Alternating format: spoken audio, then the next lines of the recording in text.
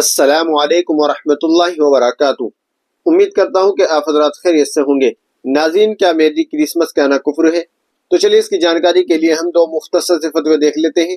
پہلا فتویٰ دارالعلوم دیوبند کا اور دوسرا فتویٰ جامعہ علوم اسلامیہ کا۔ تو چلیے ہم پہلے دارالعلوم دیوبند کا فتویٰ دیکھ لیتے ہیں۔ ساحل دارالعلوم دیوبند سے سوال کرتا ہے، کیا میری کرسمس کہنا کفر ہے؟ تو چلیے دیکھتے ہیں دارالعلوم دیوبند نے اس کا کیا جواب دیا ہے۔ اس کا جواب آپ اپنی اسکرین پر بھی دیکھ سکتے ہیں۔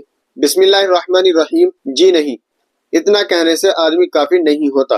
واللہ تعالی عالم۔ دارالفتہ دارالعلوم دیوبند۔ تو چلیے دوسرا فتویٰ دیکھ لیتے ہیں۔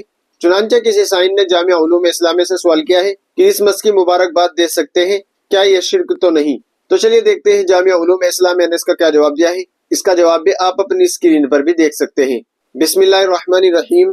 غیر مسلموں کے مذہبی تہواروں کے موقع پر ان کو مبارکباد دینے کے بارے میں شرعی حکم یہ ہے کہ چونکہ یہ تہوار مشرکانہ اعتقادات پر مبنی ہوتے ہیں اور مسلمان ہونے کی حیثیت سے ہمارے لیے شرک سے برات اور بے تعلقی کا اظہار ضروری ہے۔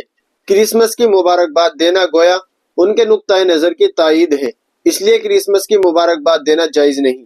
اگر اس سے ان کے دین کی تعظیم مقصود ہو تو کفر کا اندیشہ ہے، اور اگر کرسمس کے موقع پر صراحتاً کوئی شرکیہ جملہ بول دے تو اس کے شرک ہونے میں کوئی شک نہیں ہوگا۔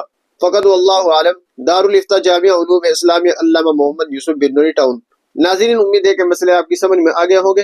ویڈیو کو زیادہ سے زیادہ شیئر کر دیجیے گا اور ہمارے چینل کو سبسکرائب کرنا نہ بھولیے گا۔ تو چلیے پھر ملتے ہیں کسی دوسری ویڈیو میں۔ السلام علیکم ورحمۃ اللہ وبرکاتہ۔